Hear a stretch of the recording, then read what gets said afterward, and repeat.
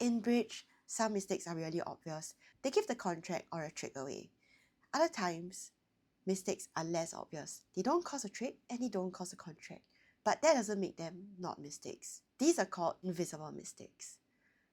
Partner and I misdefended this hand. Let's see if you can spot our errors. On this hand, we're defending 3 no trump. Partner led the 3 of clubs, 2nd, 4th leads. This went to my 8 and declares jack. Declarer now played a heart towards the jack, and I ducked it playing the 6 because we play upside down carding. Now Declarer played the queen of hearts, which I won, and returned another club. Declarer cashed the king of hearts and played another heart out. Partner pitching the 10 and queen of clubs. I returned the 5 of diamonds, 2nd, 4th returns. This went to partner's ace. Partner returned another diamond to dummy's queen, and Declarer took the rest of the tricks, 3 no trump plus 1. Did you spot the errors? Well, on my part, I think that I should have ducked the 2nd round of hearts, playing the 9 as a suit preference signal for spades later on. And the purpose of this is twofold. The first reason being that I think I should have waited for a suit preference signal from partner before committing to a return. For example, maybe partner started with ace king of diamonds and encourage a diamond, then it'll be right for me to return a diamond, and then we can take ace king and jack of diamonds and the other heart, taking their contract down 1. Alternatively, partner might have the ace queen of spades, which honestly at the time was what I was worried about.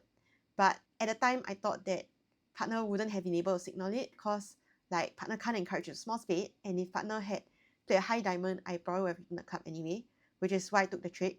That said, partner could have salvaged the situation by, for example, pitching the queen of clubs, and that would be discouraging club, and it's a bit odd, so I think it's like an alarm clock signal, and I should have considered returning a spade if that had happened. But of course, that didn't happen because I took the ace. The second reason would be so that Declarer doesn't discover the bad heartbreak until it is so-called too late. So for some hands, it would be possible for Declarer to switch to a different tactic. For example, Declarer might have ace king 10 small of diamonds, and Declarer was banking on the hearts breaking, failing which then Declarer would switch to a diamond. So if I take the second trick with the ace and then Declarer cashes a third heart and finds out that hearts doesn't break, then they know that the heart's not going to work because I would just switch to a spade later on and we'll score 2 hearts and 3 spades. Then they would have no choice but to switch to diamonds, which would have worked because now they can get 4 diamonds tricks, 3 club tricks, and the 2 heart tricks. Of course, they could have switched if I had ducked the second heart, but at that point, they don't know for a fact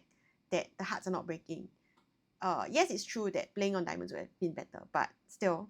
Alternatively, the character could have ace queen 10 of spades, and my king of spades would then be finessable. So this way they can get 4 spade tricks and 3 club tricks and the 2 heart tricks after they find out that hearts doesn't break.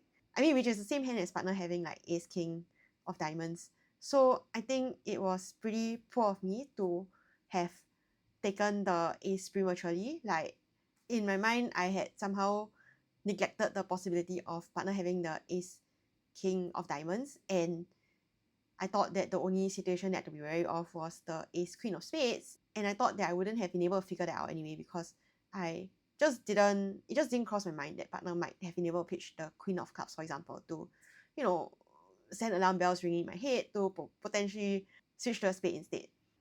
On partner's part, I think he should have taken note of my 9 followed by 8 of hearts, and he should have figured that I had something in spades and therefore just been patient to take his tricks instead of pitching his clubs away.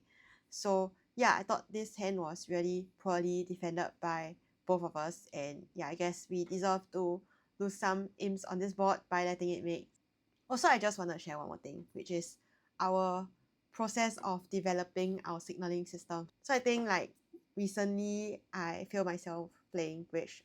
I can share the video right there, and I realized that I have this habit of getting ahead of myself, wanting to signal things because I assume that partner should know the current signal, so I skip a signal, and then sometimes when partner signaling literally what we agreed, I also assume that he's skipping a signal because it's so obvious, when in the end what happens is I'm just signaling the wrong thing to partner and I'm interpreting partner signals wrongly. So for now, we have decided to just really do silly signals, like just the most basic. If it's count, it's count. So even in this case where I knew that my count doesn't matter to partner, I still show honest count.